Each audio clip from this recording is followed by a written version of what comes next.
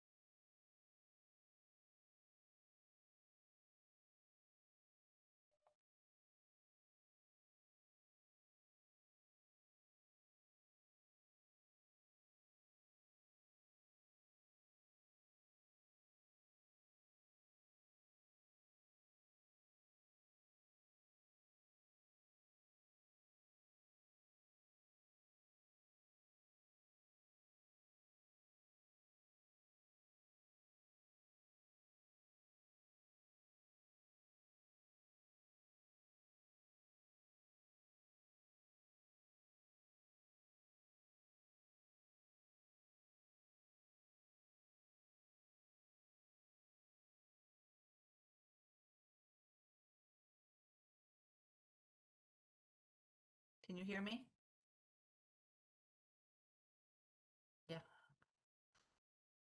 Yes, I can hear you.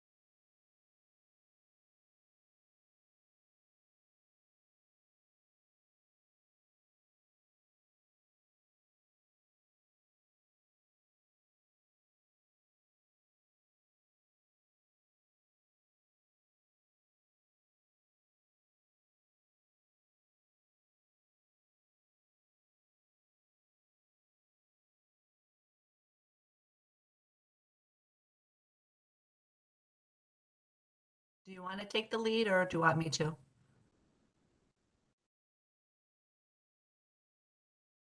You can go ahead and I can jump in if I know something specific about the district. Okay.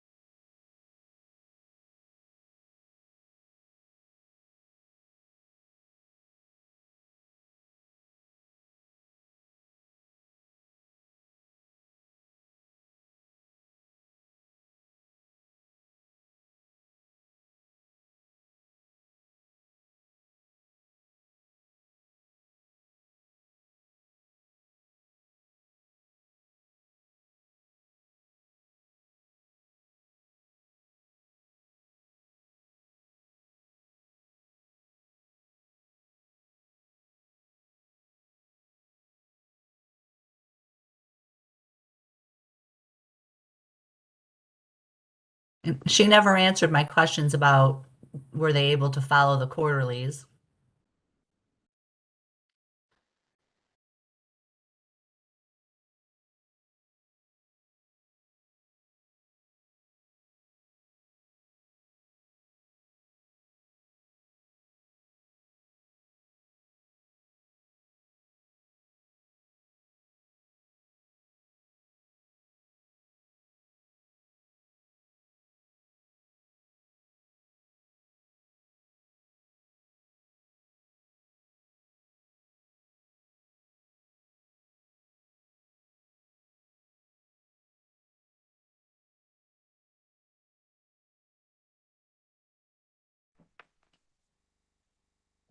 Good evening. I'd like to call to order a regular meeting of the Board of Education of the Goshen Central School District tonight, Monday, November 21st, 6:30 PM. And tonight's meeting is being held in the District Administration Building and live streamed through YouTube. Next on the agenda is the Pledge of Allegiance.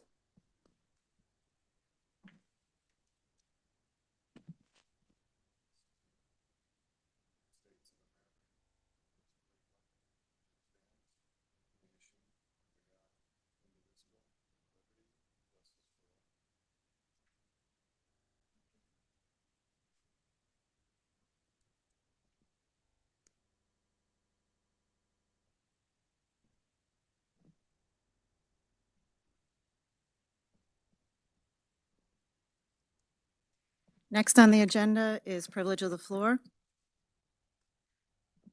Persons wishing to speak should first be recognized by the president, then identify themselves. Any group or organization wishing to address the board must identify a single spokesperson.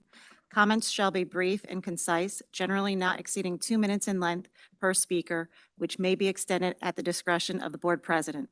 Speakers may comment on matters related to district business only. The board will not permit in public sessions discussions involving individual district personnel or students. Persons wishing to discuss matters involving individual district personnel or students should present their comments and/or concerns to the superintendent during regular business hours. All speakers are to conduct themselves in a civil manner. Obscene language, libelous statements, threats of violence, statements advocating racial, religious, or other forms of prejudice will not be tolerated. I have Marlena, is it Grasso? Okay. Good evening. Good evening, ladies and gentlemen. My name is Marlena Grasso, and I have 3 children within the Goshen School District.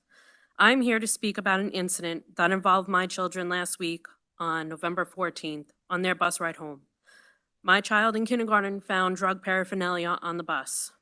He ended up handing it to my oldest child that was near him, and she then handed it to the bus driver after she opened it. She said she opened it because she just didn't know what it was. What concerns me is that I would not have known this happened unless I had seen what happened when my children got off the bus and I saw with my own eyes the clear plastic container with the item inside.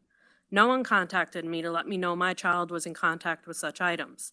It wasn't until I sent multiple emails did I get contacted back by the principal at SAS and Dr. Coates.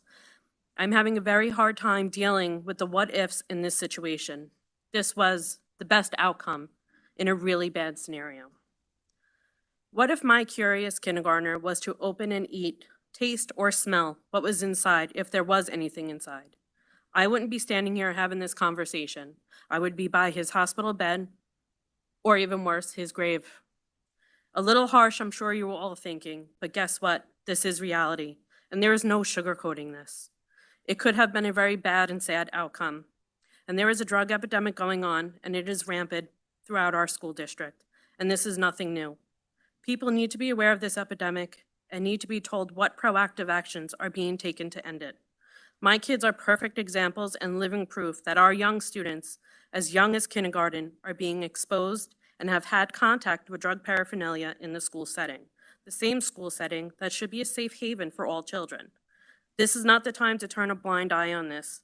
This is real life, and as parents and educators, we need to do something to help these children.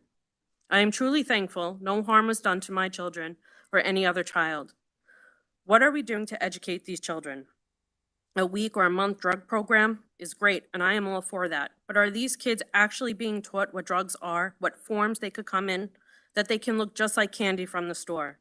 What life-changing consequences taking or possessing drugs can have on their lives? Not just the younger students, the older children as well. A sweep of the schools is a great start to making an effort to clean up this district, but it has to be a regular occurrence. We need to wake up, Goshen, because it's not all rainbows and butterflies here. There is a terrible situation going on in these schools, and with students, something has to be done and continue to be done. We have resources in our own town that we can utilize, a police department that hopefully will be working to work with the schools. We need to come up with something on a regular basis for this district, town, and most importantly, the children. And listen, ladies and gentlemen, hug and kiss your children and tell them how much you love them every day, because you never know what they will encounter once they leave your side. Things can happen even at the place they are supposed to feel safe, including their schools and their bus ride home. I will be anxiously waiting for the follow-through on this, and I thank you all for your time tonight. Thank you. Thank you. I appreciate you coming tonight.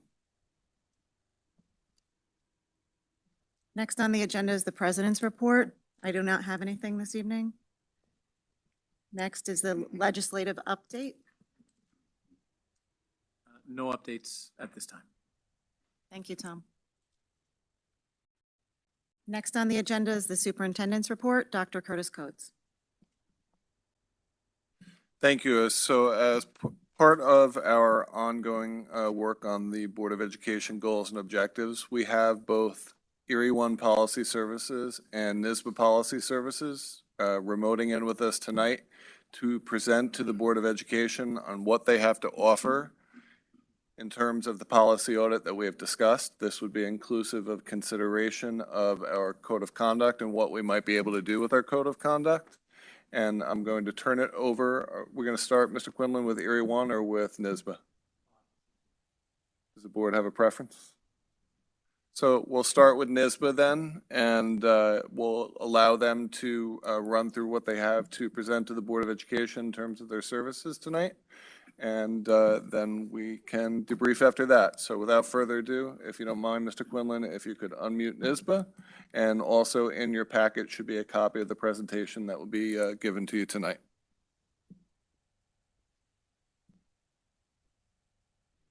Can you hear me? We can hear you now. Okay, wonderful. So hi, everybody. My name is Jessica Goldstein. I am the Deputy Director of Policy Services with the New York State School Boards Association. You have a presentation that was printed out for you. You know, it's probably a lot longer than you know the time that I would want to take for you. And thank you very much for running this.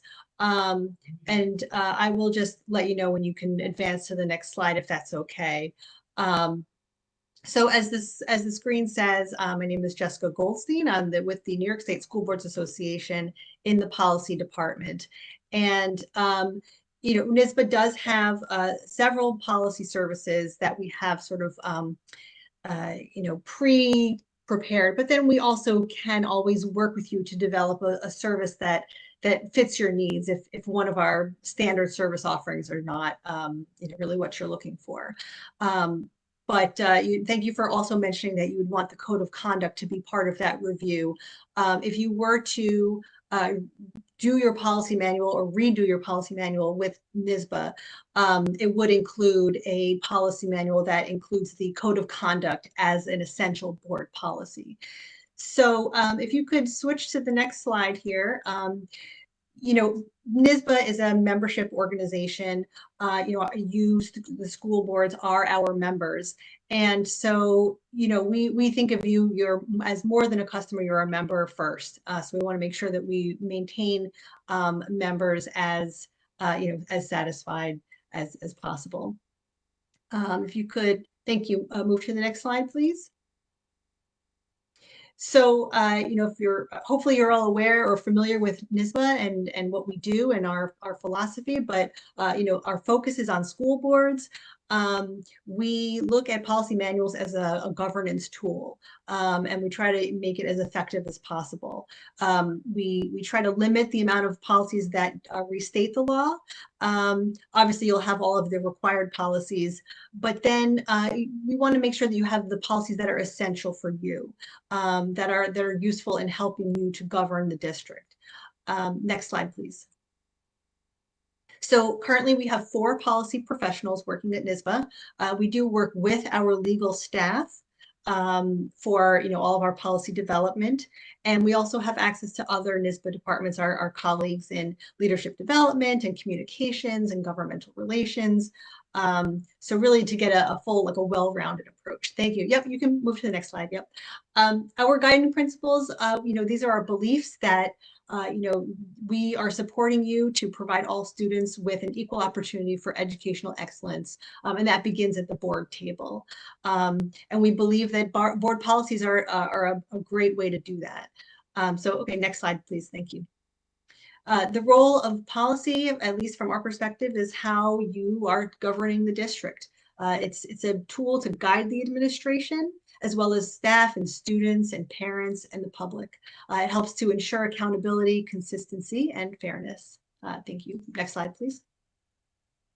We also believe that board policy and administrative regulations help to mirror that board administration you know, roles and responsibilities. So we want to keep board policies focused on the board's role and administrative procedures focused on the administrator's role. And this is how we see that main dividing line. Sometimes things can get a little bit murky where you are required to have a policy that addresses certain things that would normally be in the administrative realm, but we try to keep your board policies focused on the board rule. Next slide, please. We also are trying to focus on student achievement, right? You want every policy to somehow tie back to how does this benefit the kids? And we want you in your policy review to ask yourself these questions as you're looking at each policy. Are our policies aligned with our district mission? Who is going to be monitoring a particular policy, and who's responsible for implementation? So those are sort of our guiding principles here. If you'll move to the next slide. This is our codification system, and I know it's maybe small text here. I know that it does differ from the codification system you have now, and we do work with districts who are switching from one system to another. There's a variety of methods that we can do that, but there are some similarities to what you have currently in terms of like the main divisions, but there may be some differences to what you're currently used to. Next slide, please. So in a nutshell, our service options are, first and foremost, we can redo your whole policy manual. That's what's called our essential policy manual.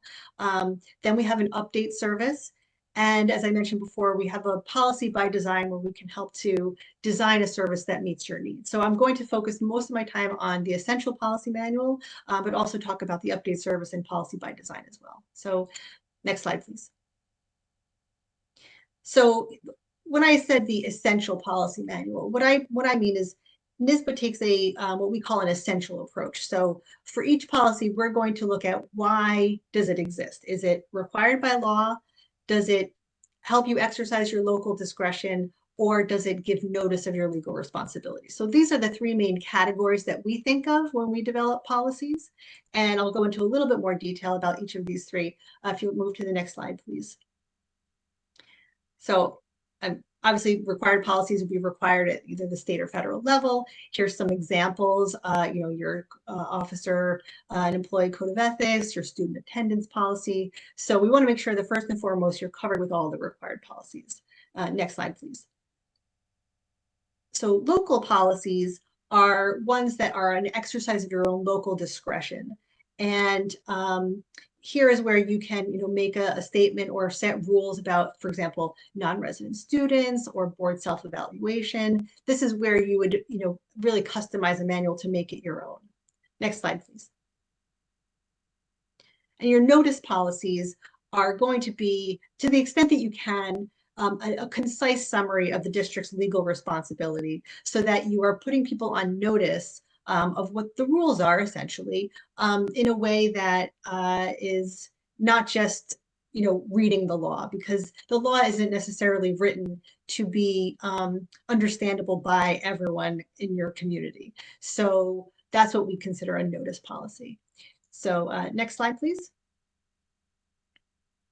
So the essential policy manual, ultimately, we want a well-written policy, well-organized, that is going to help to mirror that board superintendent role, going to conform to federal and state laws and regulations, and also reflect your current goals and practices. It's important to note that this service does include about 35 administrative regulations. We don't offer a separate book of regulations. And we also don't necessarily feel that every policy requires a regulation. So that's just something to keep in mind that is included in this service. Next slide, please. So first, you are going to want to assemble a team on your end who are going to be the liaison to us throughout this process. Next step, please, or sorry, next slide. Then we will be reviewing your current materials. I took the liberty of taking a look to see that you do have your current manual online in board docs. We can access that. If there's any other materials, so for example, student handbooks, we can also take a look at those as well. We will be recodifying your manual to our numbering system at this step. Next slide, please. Then we'll be preparing the draft. It will be based on what you have in your manual now, but also what is in our current policy template. So, we will be including things that are pertinent to you, but you know, also looking at what our template policy is suggesting as well. We will draft that and send it to you. We can send it via board docs as well.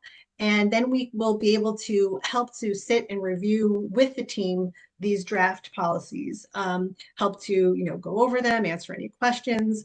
There will be a need for customizing policies in certain areas, and we always make sure to note that, to say, this is where you have to make a determination, make a choice.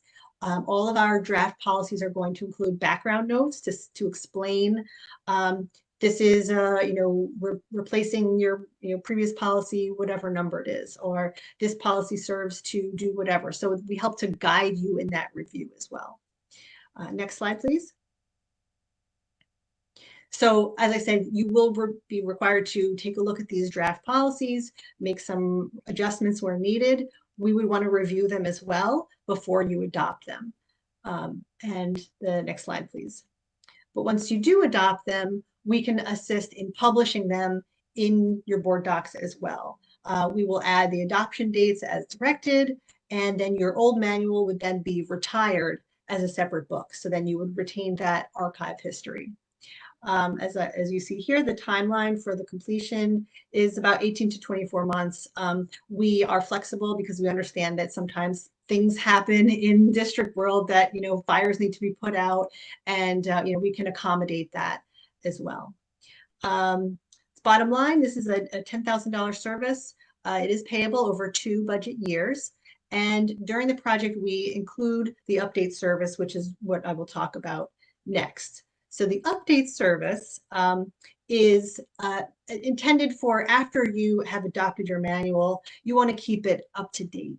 And so about 4 times a year, we will be sending newer revised sample policies to you for you to review. And anything that's you know, new or different is we will be highlighting or, you know, noting in some way so you can see and compare to your policies. We can also provide assistance as you go forward to, you know, help in customizing policies for you. But because we understand that this policy manual project is a long-term project, we don't want you to miss out on anything that might happen sort of out of order. So that's why we provide you with access to that update service at no additional fee during the policy manual project. Next slide, please. So this is, as I mentioned, what we do, and the cost for that after you would have finished your policy manual is $900 per year. So I will finish with the policy by design, which is, you know, policy services that we have either designed for other districts or that could be designed. Actually, if you'll go back, yeah, thank you very much. So for example, if you just wanted to look at a particular section, or if you wanted what's called a compliance review, which is more of a top level review just to make sure that you are not missing any of the required policies, or there's other policies that are, you know, severely out of date. It's really just sort of like fixing the major things, but it's not a complete overhaul. Some districts have us renumber their manual to fit our system, or just have us review particular topics.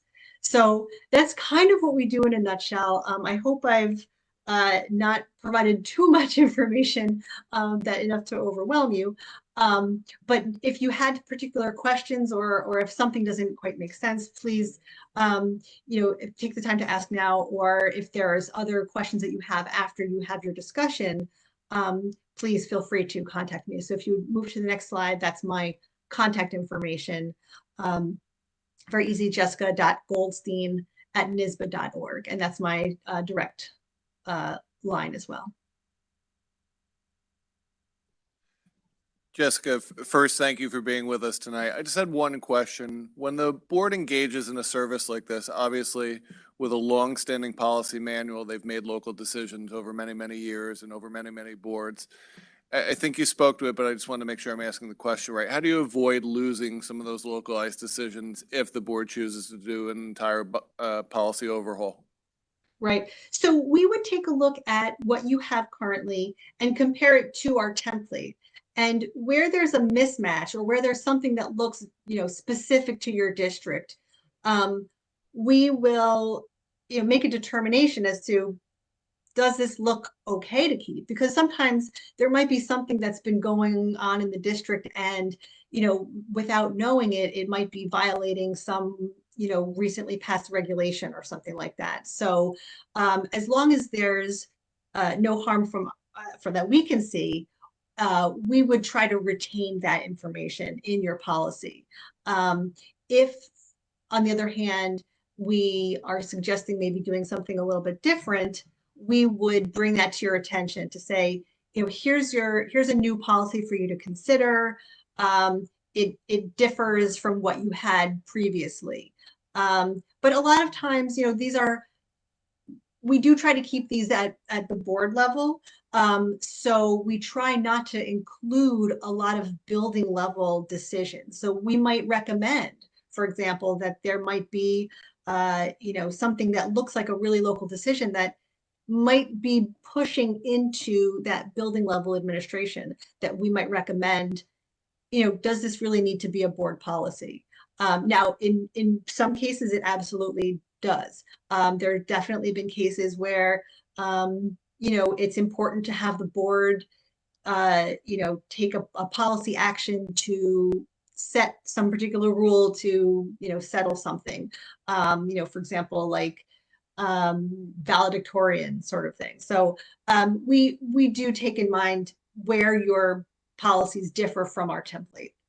Okay. Yeah, I'll use, for example, the board has invested quite heavily in our facilities, and we just recently redid our facilities use policy. And it is somewhat more specific, but I don't think that's out of the trend in the area of what we're seeing. And that would be something that would come to mind immediately that might red flag, where you would look at, to the point that you were making, this might have shown up more in a regulations manual than a policy, but it was very intentionally done that way. Right. And definitely, if it's been a policy that has been revised or adopted recently, then we would give that a little bit more consideration because we know that it's been done recently. But you're right, the facilities use is a perfect example of that local policy, where it's local to your specific district. And that's an example of a policy where we would give deference to, oh, this is what you're doing. And, as long as we don't see anything the matter with it, we'll probably use that as is. But on the other hand, sometimes it might be good to see an alternative, and not to force you to reinvent the wheel, but sometimes it's good to take another look and say, is there something else we could be considering? Sure. And then my other question, just, I know obviously the board has its own protocol on how often that's supposed to review the policy. What does NYSBA make as a recommendation on how frequently the board should go through its entire policy book? That's a good question. I know that it is a large undertaking to review the entire manual. So in addition to an update service where you're looking at the hot topics that come out, we do recommend that on an annual basis, the board be looking at maybe a third to a fifth of the manual over the course of a year, so that every 3 to 5 years, the whole manual has been looked at. But it really depends on how much attention has been paid to the manual over the years. Some boards might get away with, every 10 or 15 years having somebody come in and look at it with fresh eyes. And other district manuals can get out of date in 5 years. So there's really no hard and fast rule that we would say it's got to be every 7 years or something like that. Okay. Sorry, I know I took up a lot of time. Any other questions from the board? I had a question. Make sure your mic is on so she can hear you. All right, thank you again for all the information. I had a general question regarding the continued review service. You had mentioned something that policy manuals in place. There's a continued review service that happens, and updates are given to the board, whether there are changes to local laws or state laws. Is that a monthly service or quarterly service? So the service itself is that we provide is quarterly, or we call it 4 times a year. There's a little bit of flexibility there. So that way, 4 times a year, you know, you'll be receiving new and revised policies to review. And just as a point of reference, over the last year, how many sections within the manual would you say get updated quarterly? That's a very good question. I don't know the answer to that offhand. I know that there are some policies that just always seem to be, you know, the high flyers, right? The popular ones. Student policies, instructional policies. And then there are definitely sections that maybe don't get a lot of attention. Maybe your support services or fiscal policies. Sorry, not fiscal, like facilities, that sort of thing, facilities development. So in any given year, it can vary. This year, obviously, we had the video conferencing law that, you know, would have modified or impacted your policies. So, you know, your board internal governance. But yeah, it seems like if we have a 10-part system, I would say 6 to 8 of those sections are going to be looked at in any given year. And you know, we also are involved in reviewing our own policies on a regular basis. So, you know, things come up that we say, hey, you know, we haven't really looked at this in a while. Let's take a look at it. Thank you. Question I have for us first is how have we done this in the past and who have we used in the past? So we've used the Erie One Policy Services. Now, we haven't done a full audit in 3 to 4 years, Maury? Okay. Yeah.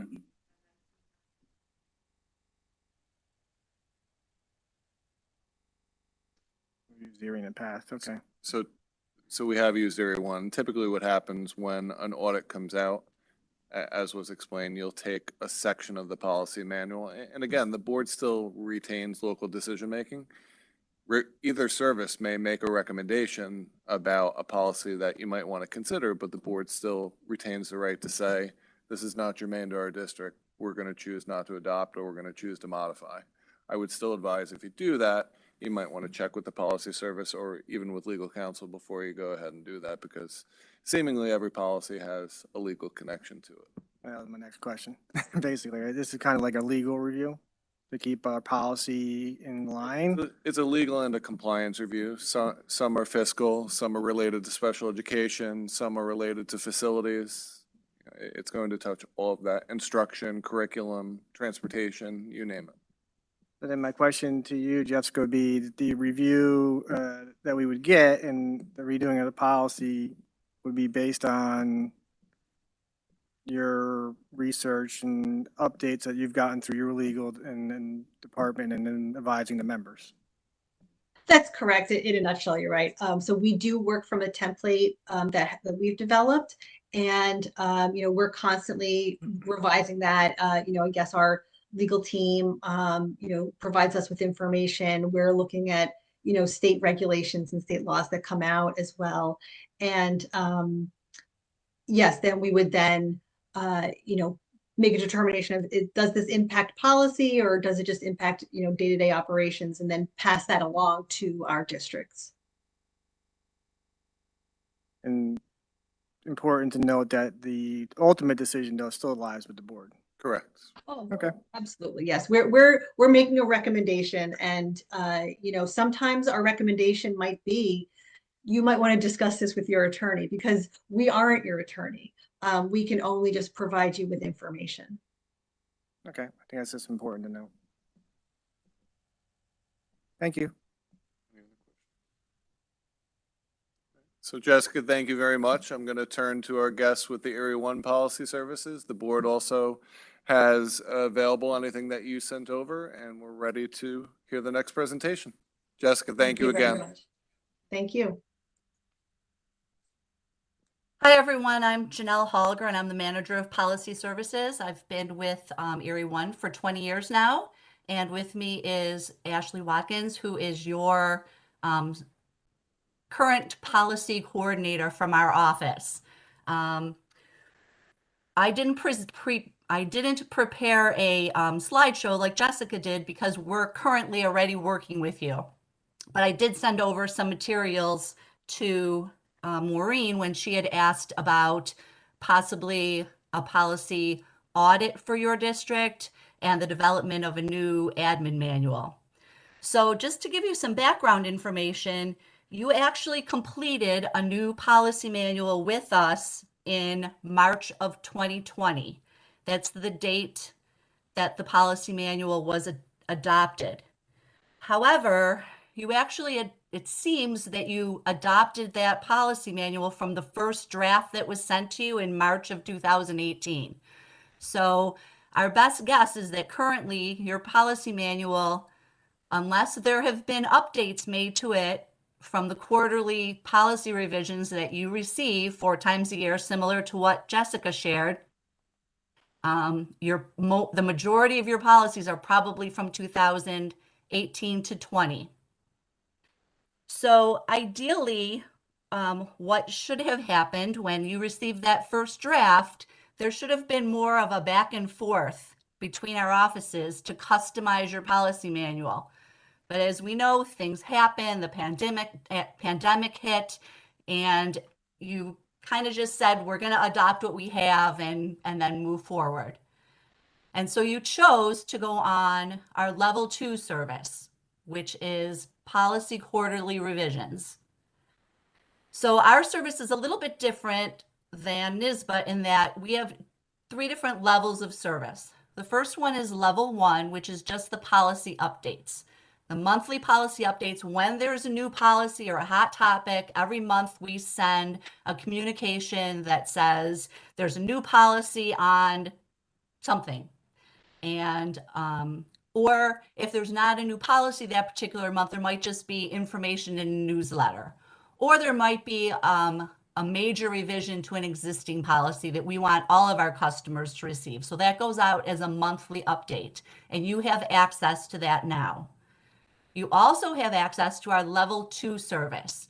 So 4 times a year, you receive a packet of policies that say these are the revised policies that have happened this quarter because of changes in law, regulation, guidance documents, best practices.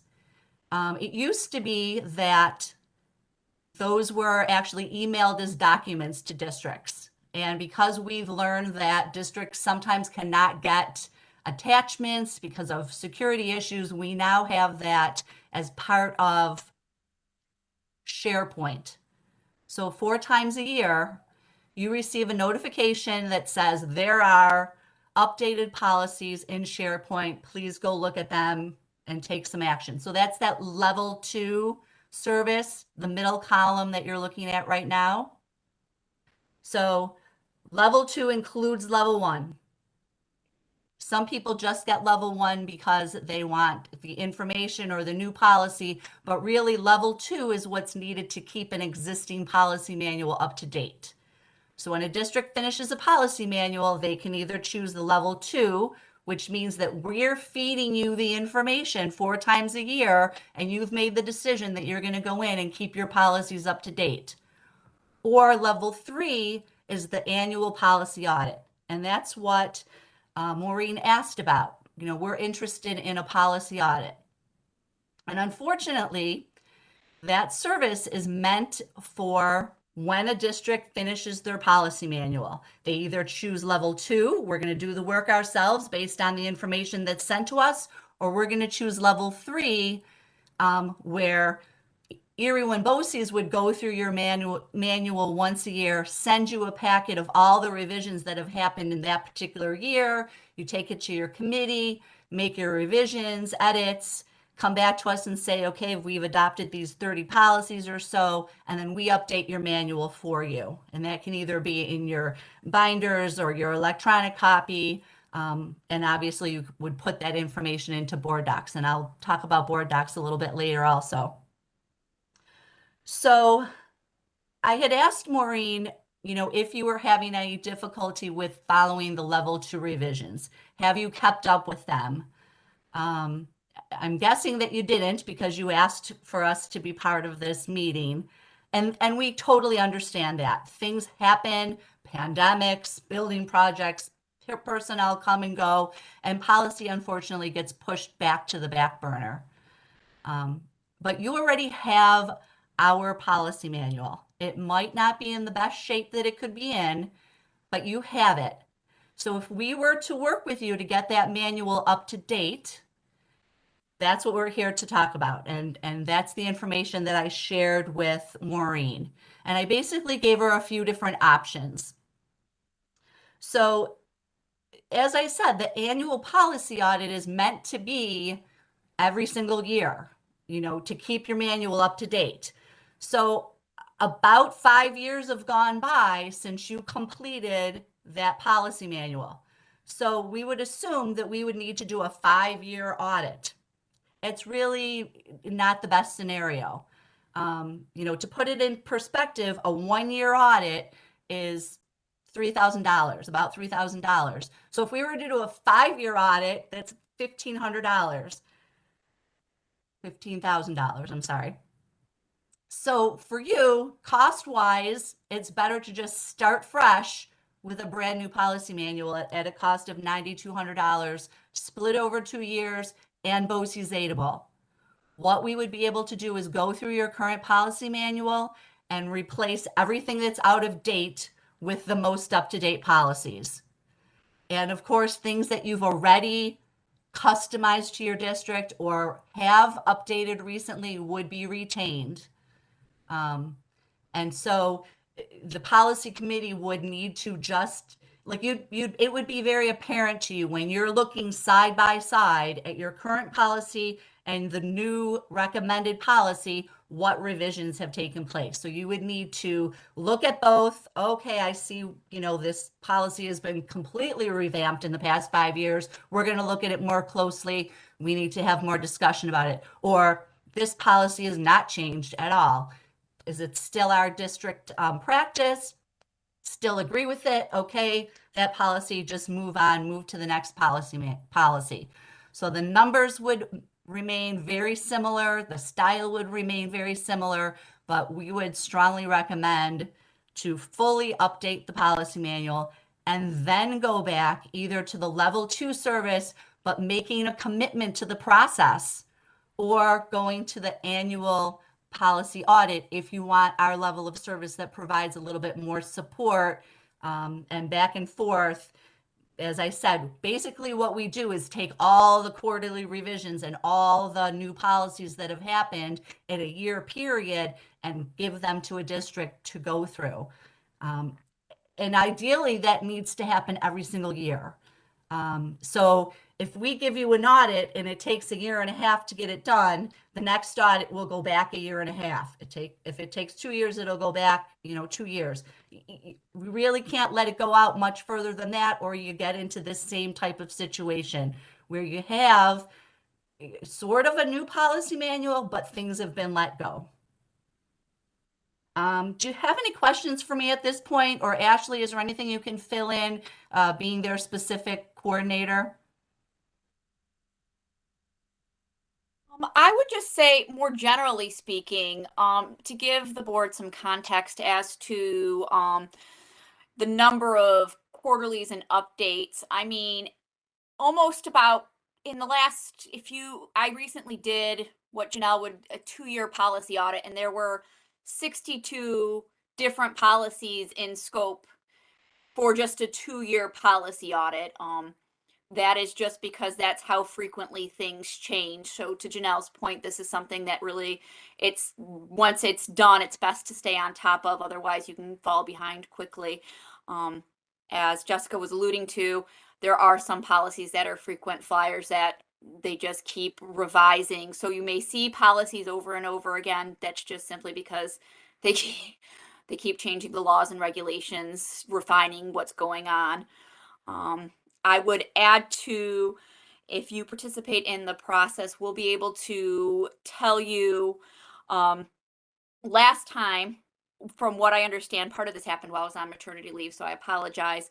I sent you the policy manual in 2018, but it was returned and a number of the policies had not been customized.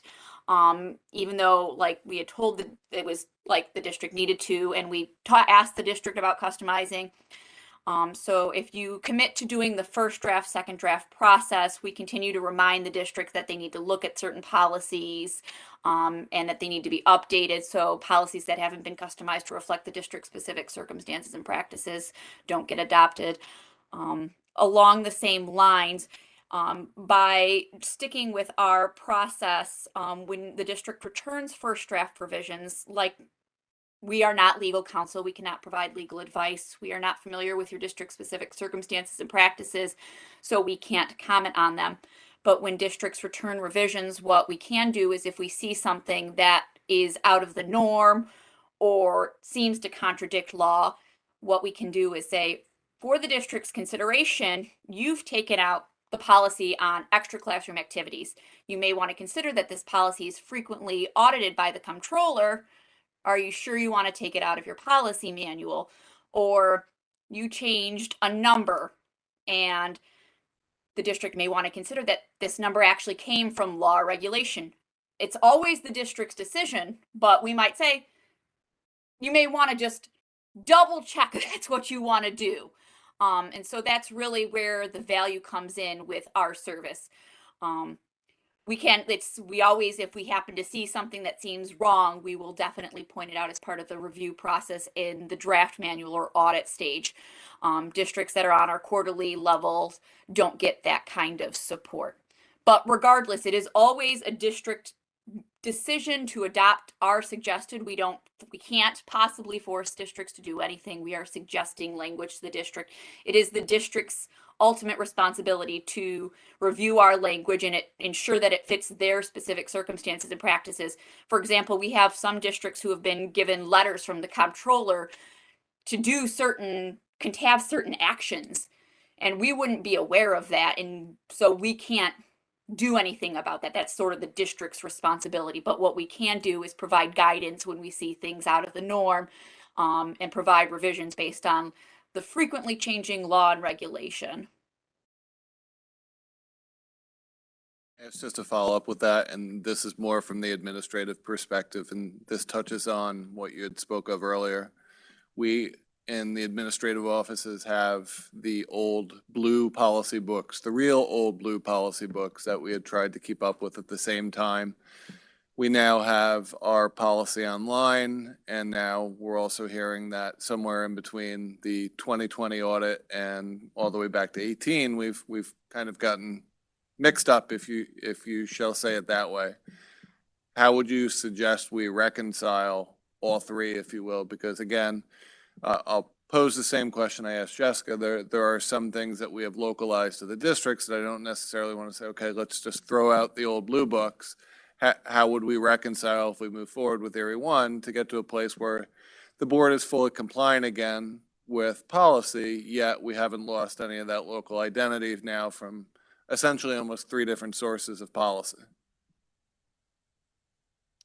Well, what should have happened with the new books that were adopted in 2020, anything that was local to the district in the old manual should have been carried over into the new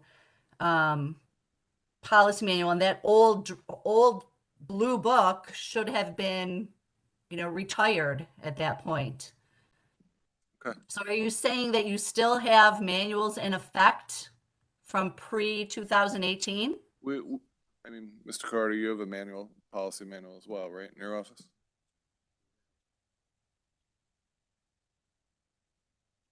Yeah. Yeah. So the old big blue policy books are in all of our offices, and I'm not positive of where the breakdown was, but I think that's my concern. Our source of information is inconsistent, and on a daily basis, I think the entire administrative staff references these books to make sure our decisions are compliant with board policy, which is the nexus of why we're here tonight. We need to straighten all of this out. Well, the district should definitely only have one board policy manual, and indeed, when the district adopted that adopted the new policy manual in 2020, that became the district's new policy manual. As part of the policy manual development process, as Janelle was alluding to, old policies should have been incorporated into the new policy manual if they were still relevant. Now, I will say, as part of the initial drafting process in 2018, we don't include all the policies. In fact, we try to we're very much of the mindset that if you are moving forward with a new policy manual, you're here to see our new sample language. And we also don't like incorporating old policies, because a lot of districts will keep policies in effect that they're not actually following. So we actually find it better for the districts to place the current, rather than us putting the policies into the manual, it's better for the districts to affirmatively review the policies and say that they're still doing those actions and put them into the new policy manual. So as part of the 2018, a cross-reference chart had been done, if I believe, saying basically how the district's old policy manual compared to the policy manual that was sent in 2018. And if a policy had not been incorporated, an NI had been put saying it was not incorporated. They're not incorporated because a lot of policies they may have been outdated, unnecessary for a policy manual. And at that time, the district had an opportunity to review those policies marked NI and incorporate them into the first draft. But that kind of broke down because, as we've alluded to, there wasn't like a second draft the district adopted from the first draft without any back and forth from Erie 1 BOCES. Okay, thank you. Any other questions before we talk about the administrative regulation manual? It's a very general question. The NYSBA presentation talked about a different numbering system. How does that vary from what you're using? Our system has 8 sections. Theirs is 9. It's very similar. It's just like Jessica said, 2 different systems. So currently you have our 8 sections, which are the 1000s, 2000s, and so forth. And just one more general question. Let's just say in an instance, the policy manual was fully audited, it's been adopted with its most current draft, and we're in a good standing. And we now subscribe to a quarterly update, a level 2 service. And we keep up with it. And the information's consistent, and quarterly, the updates happen. Mm-hmm. Once that's in line, what would the timeline be between that quarterly service to the time that you recommend maybe a full overhaul is necessary again? It might never be necessary again. If you were to follow the recommended revisions that come out every single quarter, you could conceivably not have to go through this major review again. The only exception to that is district-specific policies, which we don't, like, we provide suggested revisions to policies based on our sample language, but if the district were to insert a specific policy, one that a lot of districts have is a naming of facilities policy. That is very district specific. We don't have a sample naming of facilities policy, so that would never be one that we would recommend an update for, but that would be one that your district would have to sort of keep on top of, because it reflects district specific circumstances and practices, and would be a policy that the district wrote or inserted.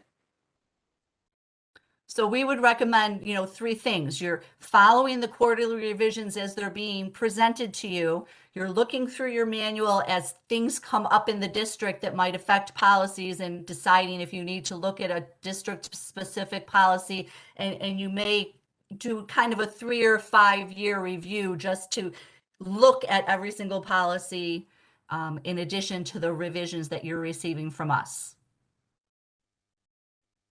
Thank you.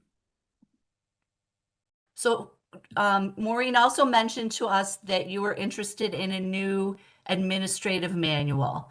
Unlike NYSBA, our practice is to provide a separate administrative manual, which contains all the regulations, procedures, forms, rules, guidelines that correspond to the policies. There is not a regulation for every single policy. but we certainly have more than 35, I believe she said, and we also have sample forms. So our recommendation would be to hold on that project for now until you've completely updated the policy manual. And then the next year, immediately following, we would provide you with a first draft admin manual, which would be in line with your newly updated policy manual. The numbers would match, the titles would match, and we would provide you with sample regulations, forms, procedures that went along with your current policy manual. And then you would take the opportunity, again, a 2-year drafting process. You would go through it section by section, add your revisions, your edits. Oh, we have a form on use of facilities that we already use that we like and works with us. So you would put that one in place of our sample. Oh, but we don't have a field trip form and we really like theirs. Or we need to, look at this regulation, but tweak it to your own needs. So you'd send back the first draft to us with your edits, your additions, your deletions. We would send you a second draft, and then hopefully at that point that would be, it's not adopted the same way that the policy manual is adopted, because board adopted policy is the realm of the Board of Education. The administrative manual is the realm of the administrators as the means to implement the policies within the district. So it's not adopted with adoption dates, but it's completed, hopefully in that 2-year span. And then once it's completed, you would choose the same levels of service, either level 2, where we're feeding you the revisions 4 times a year, or we could do an actual administrative audit to that manual. And once a year, we would go through it and provide you with a packet of all of the revisions and new regulations or forms, and then help you update the manual at the end of each year. And Janelle, there are nearly 200 sample regulations and forms in our administrative manual. Thank you.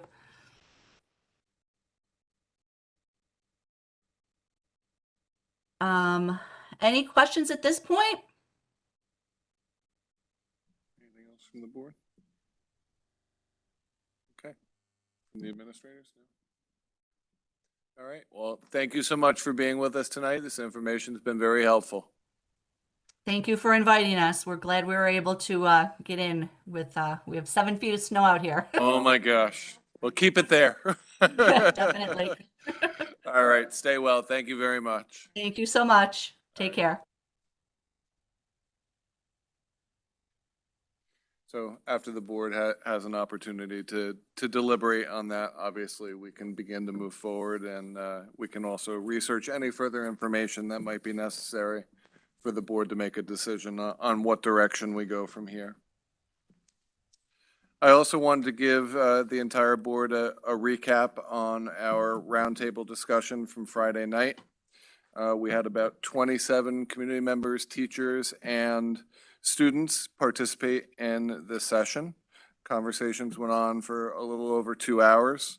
Mrs. Gore was able to put a written summary together that will be going out.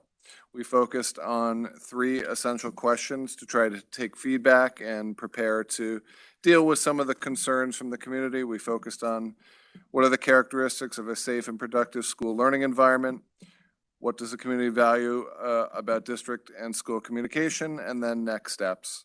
There are certain things that we will be putting out that we're already working on. It will be going out in writing.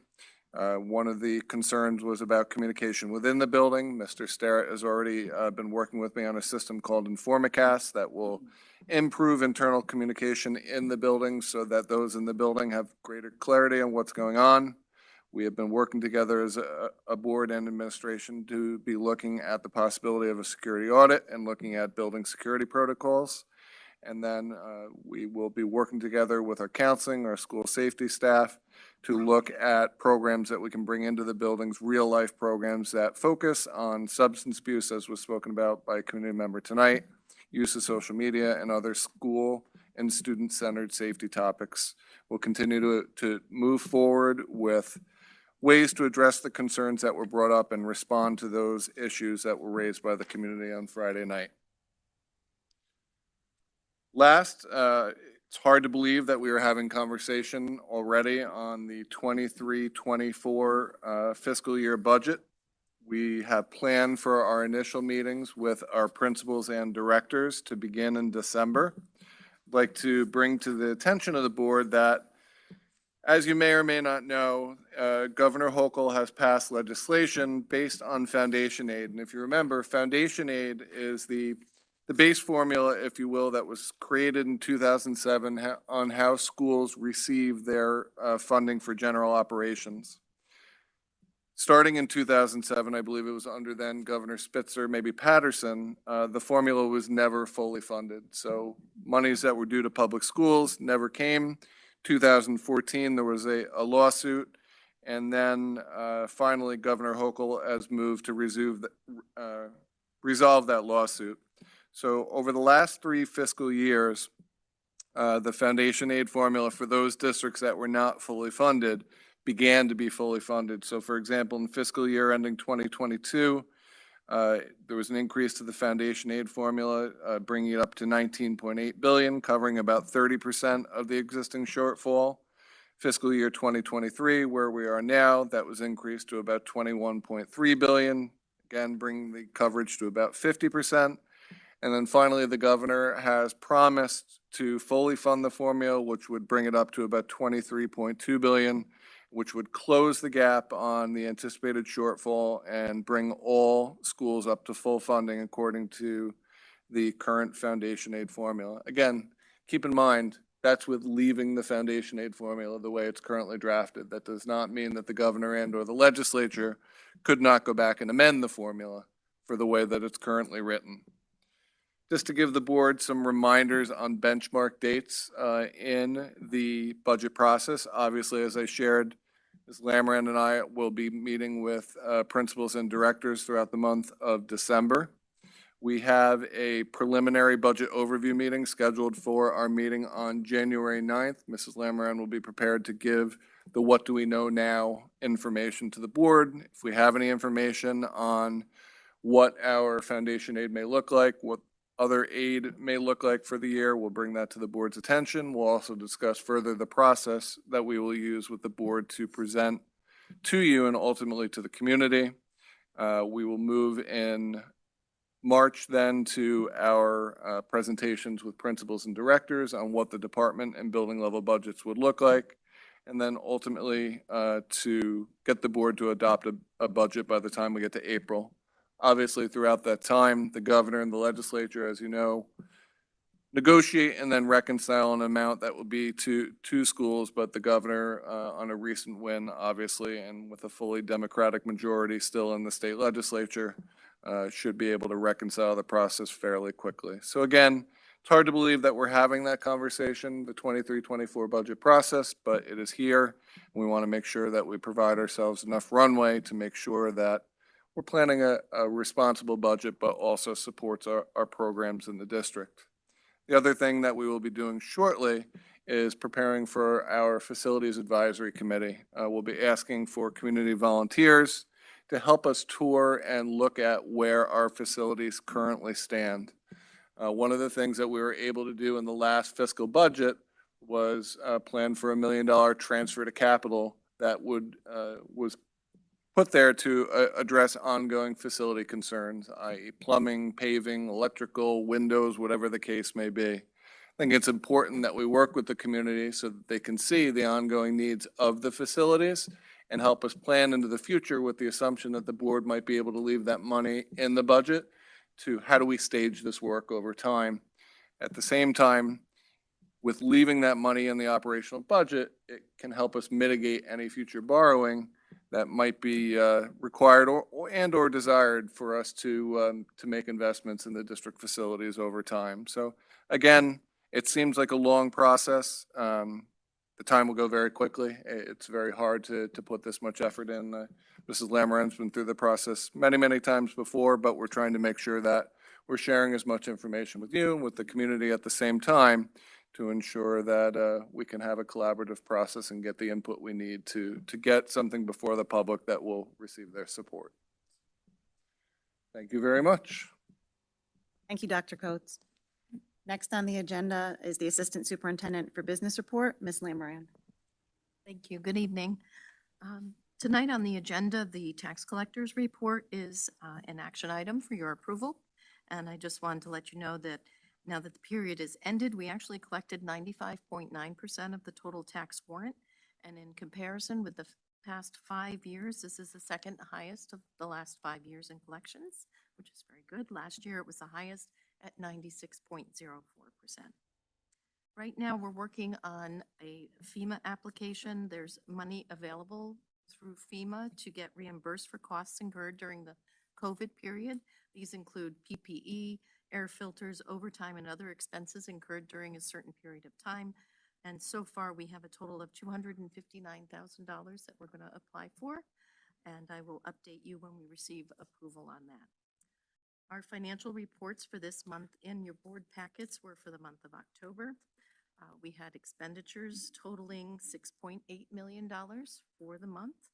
We also received revenues, lottery aid, $152,000, and not one pilot, but a number of pilot payments in the total of $611,000. We have the total general fund budget status report. Expenditures through the end of October since July equal $14.9 million and are in line with last year's expenditures. And for our revenue status, we earned $62.3 million this year. And as compared to last year at this time, we were at 60.8, so we are slightly ahead. That's all I have for tonight. Any questions? Thank you. Thank you. Next on the agenda, the Assistant Superintendent for Curriculum, Instruction, Personnel, and Technology Report, Mr. Jason Carter. Thank you, Mrs. Salty. Good evening, everyone. On Thursday, November 17th, the Goshen High School had its annual National Honor Society induction ceremony. We were very fortunate to have 56 students inducted into the National Honor Society. This was 56 juniors and seniors. Decisions are based on academic achievement, sustained academic performance, service, leadership, and character. We're very proud of the 56 students, as we are of all of our students. I'd like to say thank you to our administrative team at the high school and also Mrs. Oken and Mr. Denaxis for their hard work. On November 19th, Goshen High School Science Olympiad participants traveled to Cornell University to compete in an invitational tournament. We're very proud to have had a few of our students not only participate, but also place. So Kiara Polino and Jacob Cortez placed 5th in the Scrambler event, which is actually building a vehicle and testing it out. And Henry Dong and Abi Bagum actually placed 1st in the bridge building event. So again, very proud of the individuals that placed, but more importantly, very proud of our team traveling to Cornell and doing very well on behalf of Goshen. I want to say thank you to Mrs. Pahugi for all of her hard work in providing an area to practice for our students and also for joining them at Cornell. Finally, the New York State School Music Association, NYSSMA, we sent 12 participants to NYSSMA on November 18th and 19th. It was at Tri-Valley School District at the secondary building. Students were selected based on a solo performance at last year's spring event. Everything is based on a rubric. We're very pleased to have had that many, 12 participants from Goshen. Again, very proud not only of our students, but of our music programs.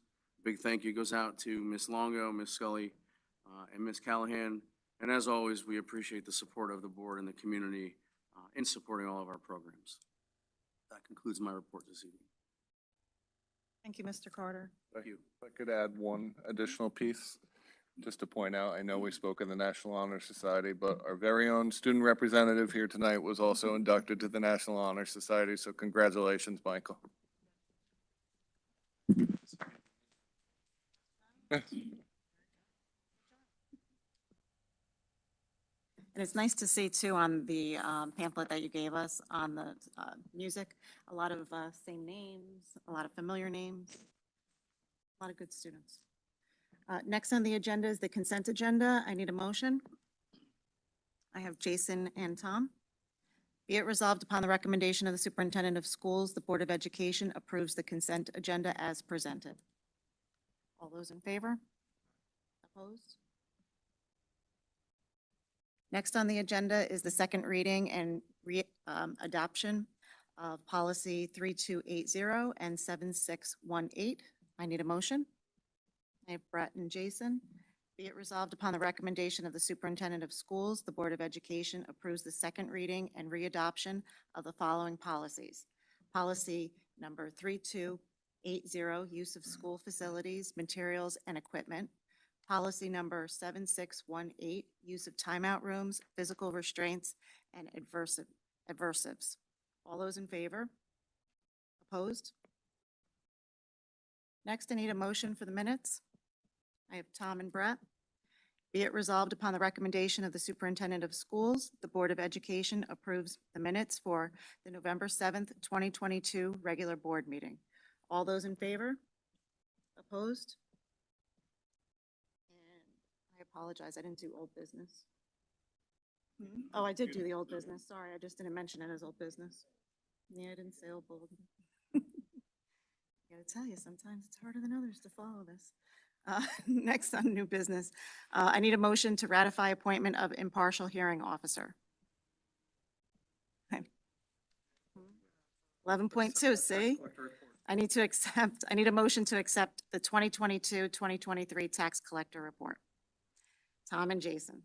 Be it resolved, the Board of Education of the Goshen Central School District accepts the 2022-2023 report of the tax collector as presented, and having determined that the tax collector has accounted for the full amount of the tax warrant, directs that the lists of the delinquent tax items with the addition of penalty be certified to the office of the county treasurer and/or other tax enforcement office. All those in favor? Opposed? Now 11.3. I need a motion to ratify the appointment of impartial hearing officer. Okay, Brett and Tom. Ratify, be it resolved upon the recommendation of the superintendent of schools, the Board of Education ratifies the appointment of impartial hearing officer Nancy Lederman, Esquire, for file number 112122. Compensation will be made at the hourly rates currently approved by the State Education Department pursuant to section 200.21 of the regulations of the commissioner. All those in favor? Opposed? I need a motion for, to approve the amendment to 403B retirement plan. I have Brett and Tom. Be it resolved upon the recommendation of the superintendent of schools, the Board of Education approves amending the Goshen Central School District 403B retirement plan document to reflect regulation changes surrounding hardship distributions, as well as the eligibility requirements for part-time employees. Be it further resolved that the superintendent of schools shall execute said amendment. All those in favor? Opposed? I need a motion to approve an overnight trip for Science Olympiad to Cornell University. Tom and Jason.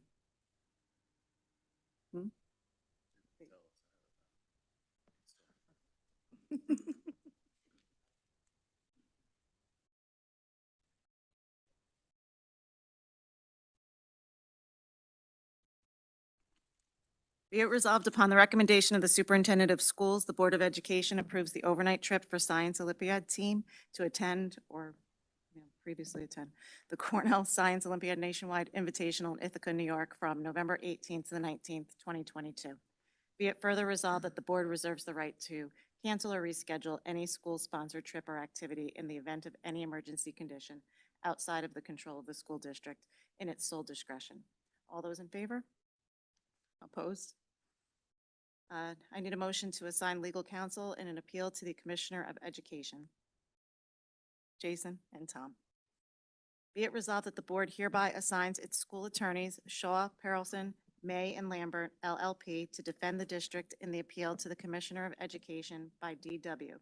Appeal number 21,821.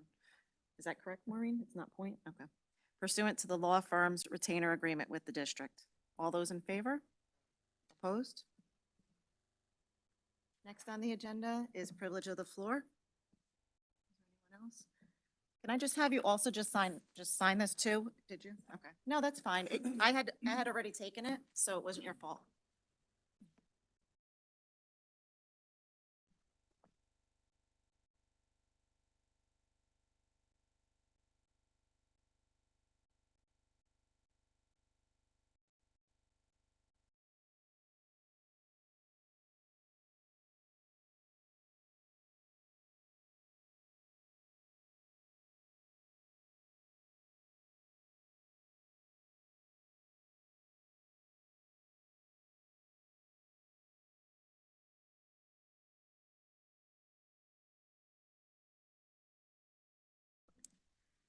Okay, the board would like to acknowledge Carrie Laviano. I said it right that one time, right? You did say it Did right. I? Okay, all right, thank you.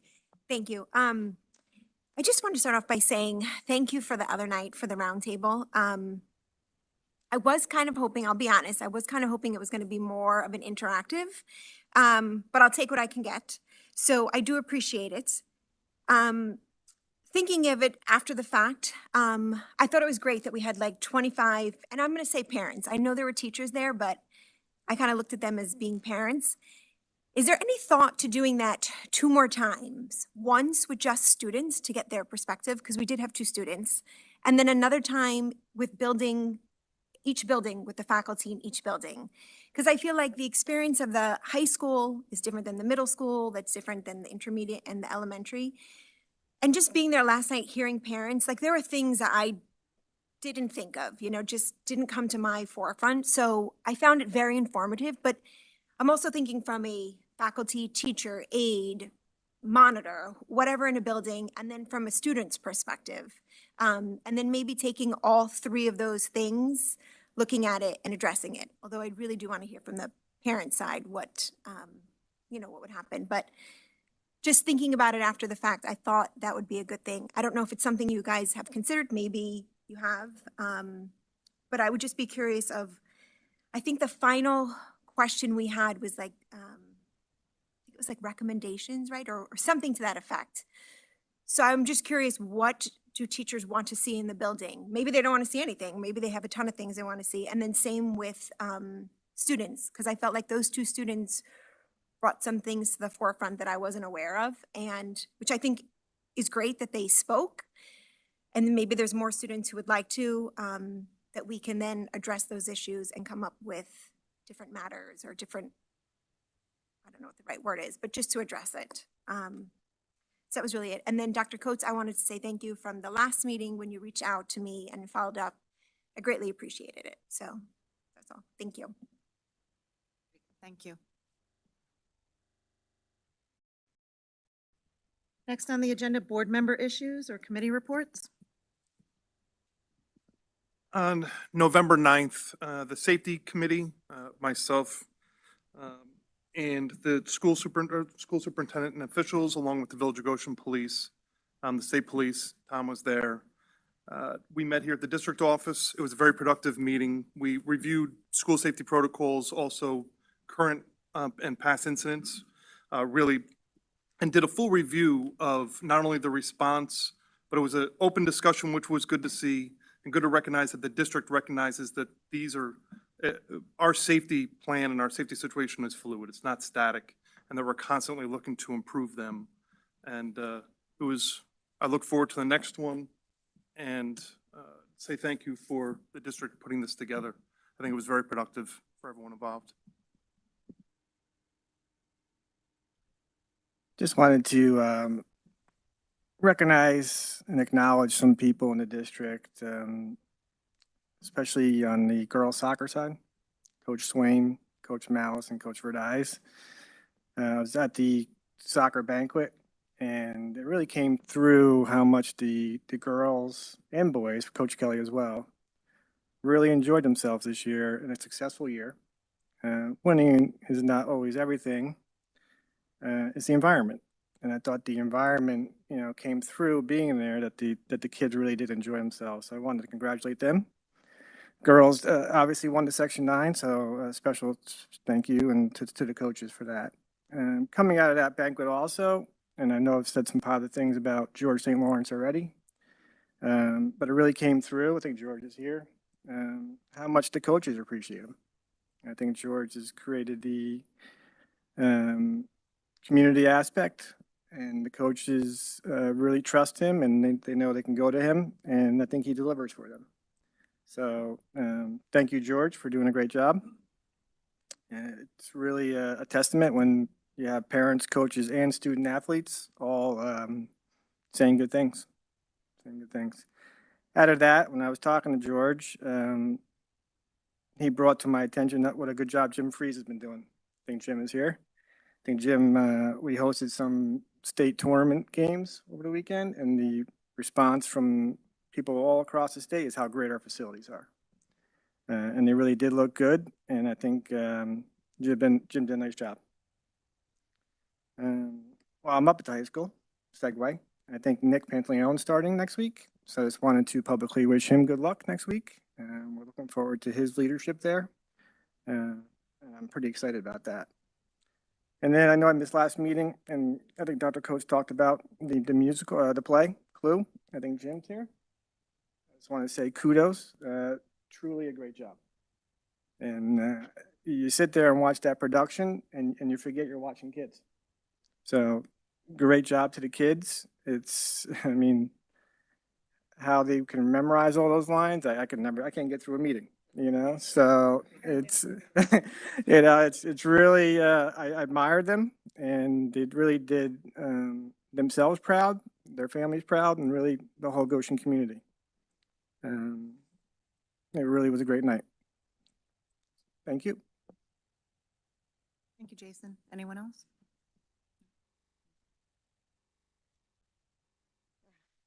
Next on the agenda is to close the meeting. I just want to wish everyone a healthy, safe, happy holiday, long weekend. Have a good night. Motion to close. Tom and Jason, thank you. All in favor? Opposed?